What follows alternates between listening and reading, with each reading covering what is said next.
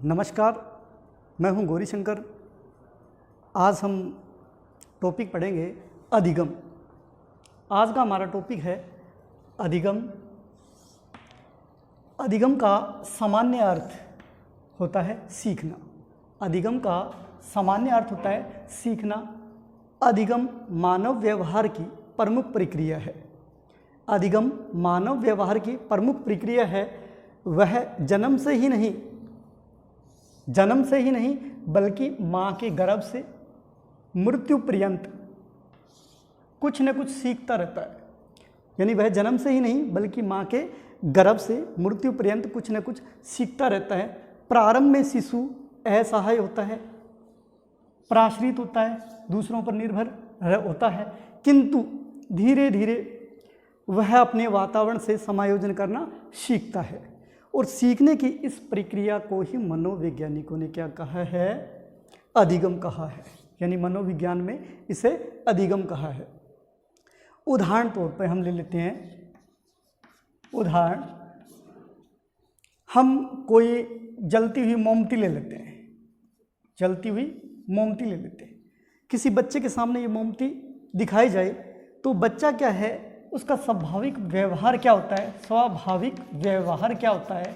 बच्चा उस मोमबत्ती को, इस जलती हुई मोमबत्ती की लो है उसको पकड़ने की कोशिश करता है। ठीक है, जैसे इस जलती हुई मोमबत्ती को वो हाथ लगाएगा तो उसका हाथ जल जाएगा। जलेगा तो क्या है, दूसरी बार जैसे ही मोमबत्ती है, जली हुई मोमबत्ती है, उसको हाथ नहीं लगाएगा। यानी उसका जो स्वाभाविक व्यवहार है उसमें वो परिवर्तन कर देगा। दूसरी तौर पर आप कह सकते हैं जैसे यही मोमबत्ती है, जलती हुई मोमबत्ती उस बच्चे के सामने वापस ले जाया जाए तो वो मोमबत्ती के सामने नहीं आएगा, यानी डर के वो उससे दूर भागेगा। इससे हम कह सकते हैं कि जो बच्चा है उसका स्वाभाविक व्यवहार था उसमें परिवर्तन हुआ है। उस परिवर्तन को ही क्या है? अधिगम कहा जाता है। वुडवर्थ ने अधिगम की परिभाषा दी है, नवीन ज्ञान और नवीन प्रतिक्रियाओं को प्राप्त करने की प्रक्रिया को अधिगम कहा है। ये वुडवर्थ ने कहा है, नवीन ज्ञान और नवीन प्रतिक्रिया, नवीन ज्ञान और नवीन प्रतिक्रियाओं को प्राप्त करने की प्रक्रिया को अधिगम कहा है। ये परिभाषा है वुडवर्थ की। उसके बाद में गिलफोर्ड ने कहा है, व्यवहार के फलस्वरूप व्यवहार में किसी प्रकार का परिवर्तन आना ही सीखना है। व्यवहार के कारण व्यवहार में, यानी व्यवहार के फलस्वरूप व्यवहार में किसी प्रकार का परिवर्तन आना ही सीखना, यह अधिगम है। यानी हमें ये परिभाषा जो उदाहरण दिया था सेम आ रही है। ठीक है, अब हम आगे बात करते हैं अधिगम की विशेषताएं।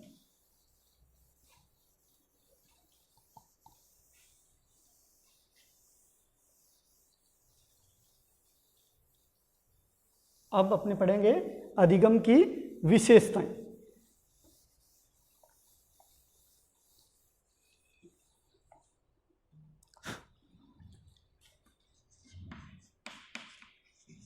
अधिगम की विशेषताएं।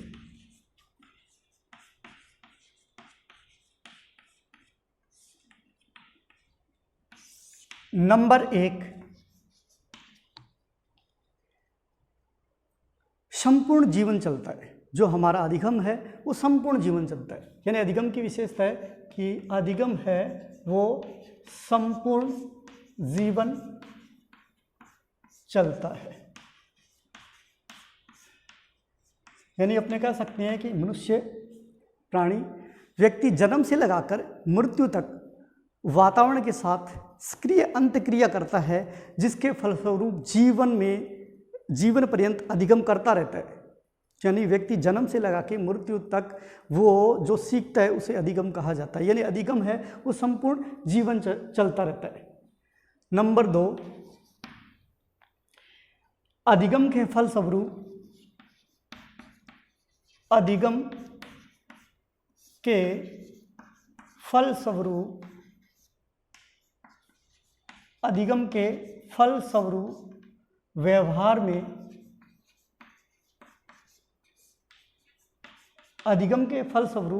व्यवहार में स्थायी परिवर्तन होता है।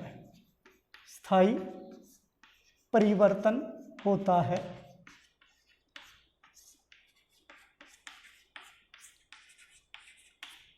यानी जो अधिगम है,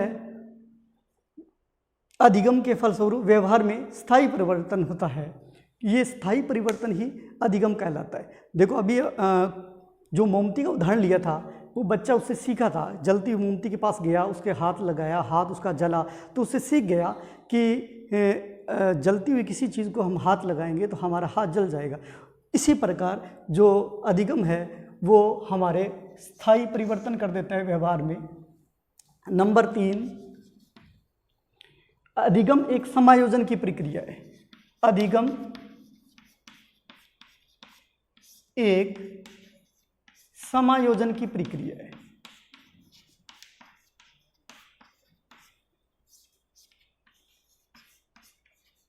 अधिगम एक समायोजन की प्रक्रिया है,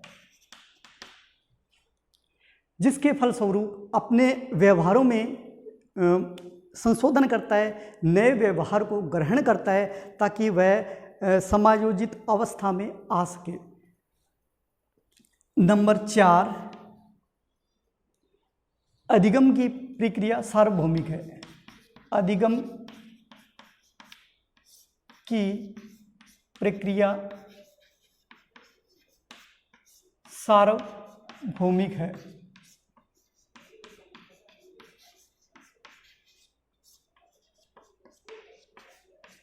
अधिगम की प्रक्रिया सार्वभौमिक है, यानी प्रत्येक जो प्राणी है, जो जीवित प्राणी है, वो अधिगम करता है।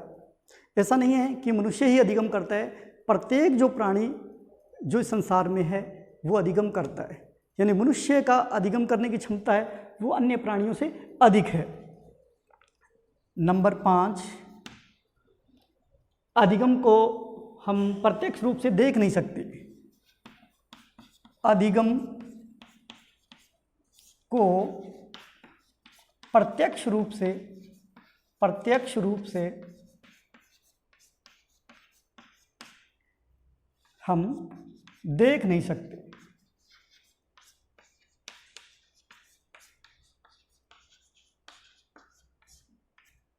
यानी जो हमारा अधिगम है उसे हम प्रत्यक्ष रूप से देख नहीं सकते। ये हमारे व्यवहार में जो परिवर्तन होता है उसी को दर्शाता है। यानी व्यक्ति के व्यवहार में जो हुए परिवर्तन है वो ही हमें बताते हैं कि अधिगम हुआ है, यानी हम सीखे हैं। नंबर 6, अधिगम उद्देश्यपूर्ण होता है।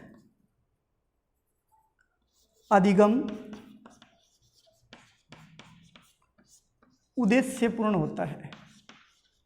उद्देश्यपूर्ण होता है। देखो, बिना उद्देश्य के कोई अधिगम नहीं होता।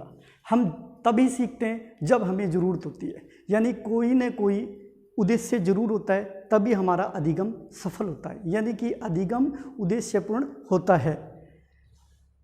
नंबर 7, अधिगम ज्ञानात्मक, भावात्मक और क्रियात्मक पक्ष संबंधित होता है। अधिगम ज्ञानात्मक, भावात्मक और क्रियात्मक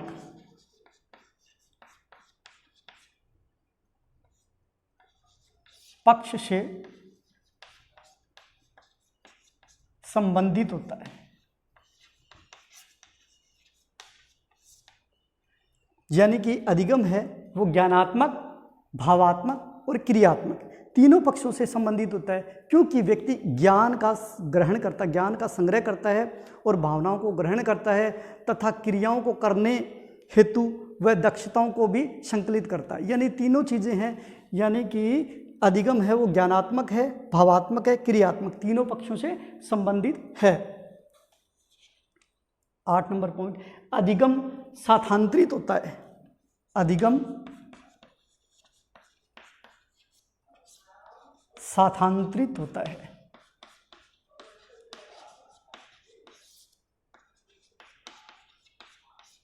अधिगम साथांतरित होता है, यानी एक परिस्थिति में यानी किसी एक प्रकार की परिस्थिति में दूसरी प्रकार सेम परिस्थिति में वो क्या है कि अधिगम को कौशल है या कोई समस्या है उसका उपयोग करते हुए वह दूसरी परिस्थिति में भी कर लेता है। जैसे एक साइकिल चलाने वाला, मान लो कोई साइकिल चलाना सीखा, साइकिल चलाने वाला मोटरसाइकिल या बाइक चलाना जल्दी सीख जाता है। यानी हम कह सकते हैं सीखना हमारे व्यवहार में जो परिवर्तन होता है वो ही है सीखना। फिर भी 3 शब्द देखो, एक तो है प्रशिक्षण, प्रशिक्षण द्वारा, अभ्यास द्वारा और अनुभव द्वारा जो अधिगम होता है हमें, जो अधिगम प्रशिक्षण द्वारा, अभ्यास द्वारा और अनुभव द्वारा जो अधिगम होता है वो ही हमारा सीखना है। या हम कह सकते हैं कि स्थायी ज्ञान जो हमें प्राप्त होता है, स्थायी ज्ञान वो ही अधिगम है। यानी ध्यान रखना, प्रशिक्षण, अभ्यास और अनुभव द्वारा और जो हमें ज्ञान प्राप्त होता है, जो हम सीखते हैं वो ही अधिगम है, जिसे हम स्थायी ज्ञान कहते हैं। आज का जो टॉपिक था आपको अच्छा लगा तो लाइक कीजिए, शेयर कीजिए। धन्यवाद।